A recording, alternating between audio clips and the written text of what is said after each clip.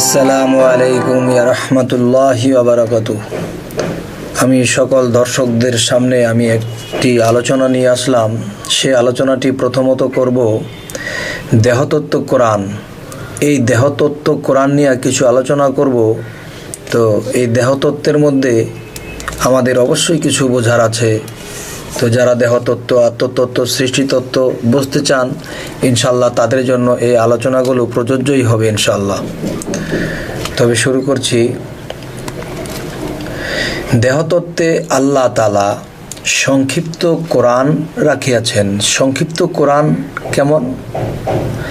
যেমন 30 পারা কাগজের কোরআন খুলিলেই দেখতে পাই প্রথম আলিফ লাম মিম, এই সংক্ষিপ্ত 3টি অক্ষর বা হরফ সম্বন্ধে যদি কেহ জানে, বোঝে, সে অবশ্যই সূরা বাকারা বুঝিতে পারিবে এবং মোটামুটি বুঝতে সক্ষম।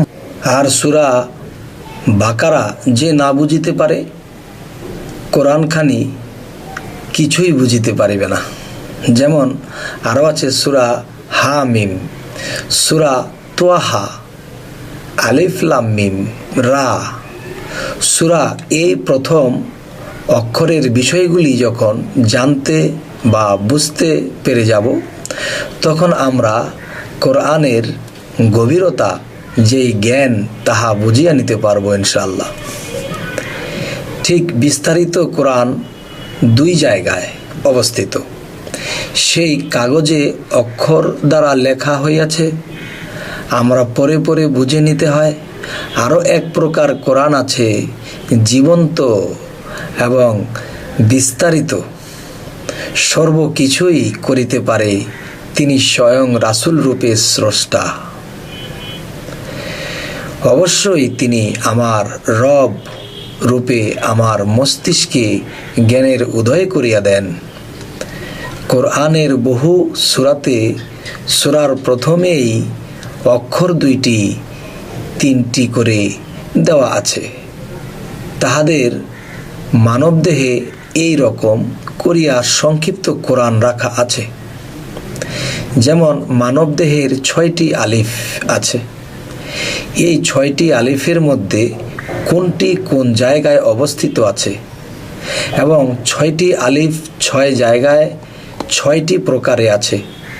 আমি ইঙ্গিত করছি, বাদ বাকি যাহাদের জানা আছে তারা নিজ নিজ গুরুর কাছে বুঝিয়া নেবেন ইনশাআল্লাহ। বিশ্বের 4টি কোণে 4টি আলিফ আছে। আরও একটি আলিফ দ্বারা পুরুষ চলাফেরা করে এবং নারী চলাফেরা করিতেছে। আরও একটি আলিফ সর্ব অঙ্গ জুড়ে রহিয়াছে। আবার কখনো আলিফ মিম হইয়া পৃথিবীতে আসিয়া গিয়াছে। দেহতত্ত্ব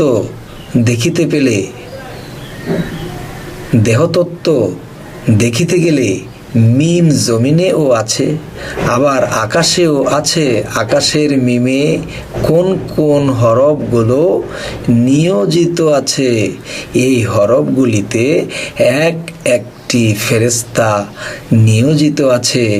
কে কি করিতেছে?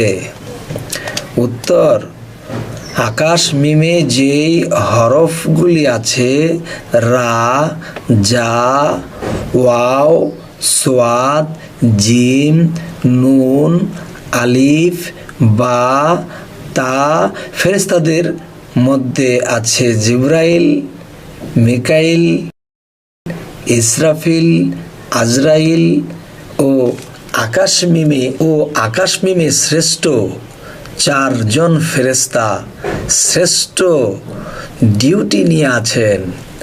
ভেঙ্গে বলার আর আমার সাধ্য নাই। চলেন যার যার গুরু মুর্শিদের কাছে জানতে যাই।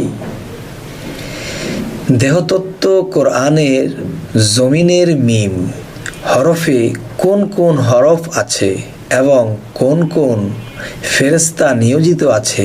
উত্তর, হামজা, ইয়া, লাম, আলিফ মুকরম, আজাজিল, হারুত, মারুত, দেহ ক্ষুদ্র বিশ্বের 4টি কোণে লাম, লাম এবং হা আলিফের সঙ্গ ধরিয়া আছে এবং থাকবে জন্ম হইতে মৃত্যু পর্যন্ত, এমনকি পুনর্জন্মে ও থাকিয়াছে,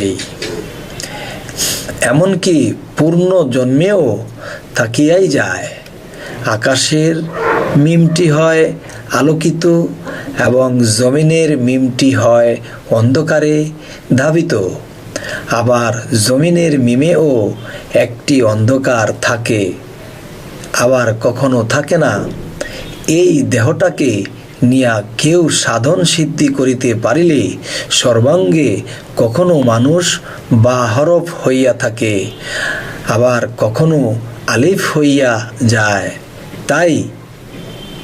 তাই তো বলি বা হরফের মধ্যে সমস্ত সৃষ্টিজগৎ লুকায়িত আছে, আর বা হরফের নোক্তার মধ্যে স্রষ্টার গভীর গোপন বেদ লুকাইয়া আছে, আর নোক্তার মধ্যে স্রষ্টার শ্রেষ্ঠ নামখানিও লুকাইয়া আছে।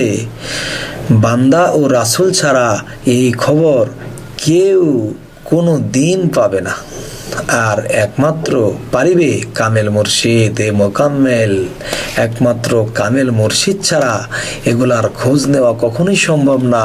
কারণ আল্লাহ বলেছে যে আমার গোপন গোপনেই রেখেছি, আমার প্রকাশ আমি প্রকাশ্যেই রেখেছি। তাহলে গোপন যদি আমাকে জানতে হয়, তাহলে সেই গোপন দেশের শিক্ষা নিয়েই সেই গোপন আমাদেরকে জানতে হবে।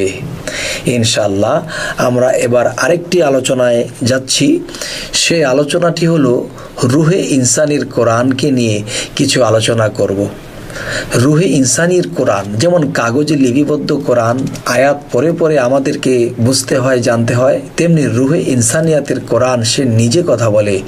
তো দেখি আজকে রুহে ইনসানিয়াতের কোরআন নিয়ে একটু আলোচনা হোক ইনশাআল্লাহ। 30 পারা কোরআন কাগজে লিপিবদ্ধ আছে এবং অনেক আয়াত আছে। আমি বহু চিন্তা ভাবনা করিয়াও বুঝিতে পারি না, এই জন্যই বুঝি না এই 30 পারা কোরআন আল্লাহর কথা। এই কথাগুলো ওহির মাধ্যমে আল্লাহ জিবরাইলের মাধ্যমে জানানো হইয়াছে। 30 পারা কোরআন খানি বুঝিতে হলে আমার তোমার ভিতরে রুহে ইনসানিকে জাগ্রত করিতে হবে। তাহলে রুহে ইনসানি যে জাগ্রত করিতে হলে কি করিতে হবে? কঠিন প্রেম সাধনাতে লিপ্ত হইতে হবে। যেই দিন আমার তোমার রুহে ইনসানি জাগ্রত হইয়া যাইবে, সেই দিন এই 30 পারা কোরআন বুঝিতে সক্ষম হইব সঠিকভাবে। রুহে ইনসানিকে যাহারা জাগ্রত করিল, তাহারা শুধু 30 পারা কোরআনই বুঝবেন না, নিত্য নতুন কিছু জানার দরকার পড়িলে তাহাও জানিতে পারিবেন। আজকে নিয়ত করিলাম যে কালকে আমি অমুক জায়গাতে যাব, সেখানে গেলে কি আমার ভালো হবে নাকি মন্দ হবে, তাহা আমি জানতে পারিব। আবার দেখা গেল আমার টাকার দরকার, আজকে নিয়ত করিলাম কালকে আমি ব্যাংক থেকে 5 লক্ষ টাকা তুলিয়া আনিব। তাহলে সেই 5 লক্ষ টাকা তুলিয়া আনার সময় সন্ত্রাসে অ্যাটাক করিয়া নিয়ে যাবে, তাহা যদি আমি জানতে পারি, তাহলে আমি টাকার জন্য যাব না। তাহলে আমার জানার কি উপায়? হে দরদিরা বলুন, জানার কি উপায়? তো এখন দেখি এই সম্বন্ধে আরো কিছু বলা যায় কিনা। এই কথাটি 30 পারা কোরআনে কোথায় লেখা আছে?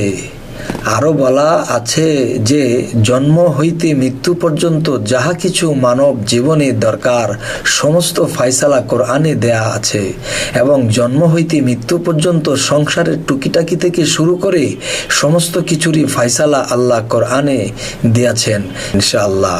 এই অগ্রিম নিত্যের বা প্রতিদিনের খবর প্রতিদিন জানার কি উপায় রেখেছেন আল্লাহ?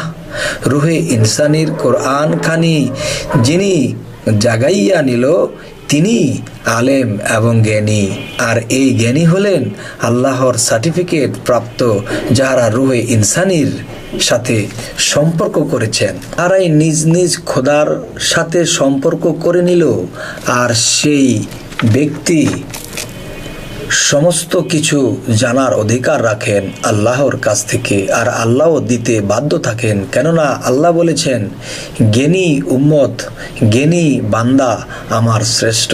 আর সেই বান্দা জ্ঞানে, প্রেমে, ভক্তিতে তিনি একদিন আমি আল্লাহর নিকটবর্তী হইয়া যায়, তখন আমি আল্লাহ তাকে যে কোনো বিষয়ে সাহায্য করিয়া হইবে।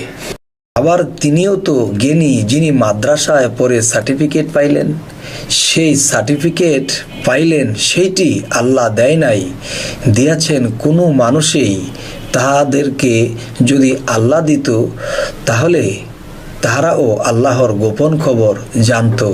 তাই তো বলি, আল্লাহ আমাদের এবং তোমাদের রুহে ইনসানের সাথে সম্পর্ক করার তৌফিক দান করুন। তবে এই পৃথিবীতে যারা মাদ্রাসায় লেখাপড়া করে মাওলানা হইলেন, মাওলানা শব্দের অর্থ জানলেওয়ালা। এই জানলেওয়ালা হলো যে পৃথিবীর হাদিস গ্রন্থ, কোরআন সমস্ত কিছু পড়ে তিনি জ্ঞান অর্জন করলেন। যা তিনি পড়েছেন তা তিনি জেনেছেন, শিখেছেন। কিন্তু দেখা যায় আরও একটা কোরআন হলো রুহে ইনসানিয়াতের কোরআন। সেই রুহে ইনসানিয়াতের যে বিষয়টা হলো, সেই রুহে ইনসানিয়াত মানুষের মধ্যেই বিরাজ করে, কিন্তু তাকে আমরা জাগ্রত করতে পারি নাই। যদি জাগ্রত করতে পারি, তাহলে আগুম নিগুম খবর আল্লাহ দিবে যে তুমি এমুক কাজটি করো না, এটা করলে তোমার বিপদ হবে, ওটা করলে খারাপ হবে। যেমন নবীদের কাছে খবর আসতো, তেমনি কেউ যদি নিজের রুহে ইনসানিয়াতের কোরআনকে জাগ্রত করতে পারে, তখন সে আগুম নিগম আগে পিছের খবর জানে, বলতে পারে। এই জন্যই তো এই পৃথিবীতে অলি আউলিয়ারা এটার দৃষ্টান্ত রেখেছেন। অনেক অলি আউলিয়ারা বলে গেছেন যে আমি ইমুক দিন ইমুক তারিখে আমি এই দেহ ত্যাগ করবো, আমি মৃত্যুবরণ করব। তাহলে কিভাবে তিনি বলছেন? নিশ্চয়ই তিনি তার সাধনের দ্বারা নিজের রুহে ইনসানিয়াতের কোরআনকে জাগ্রত করেছেন। তো আজ এই বলেই রাখছি, ইনশাআল্লাহ। আল্লাহ হাফেজ।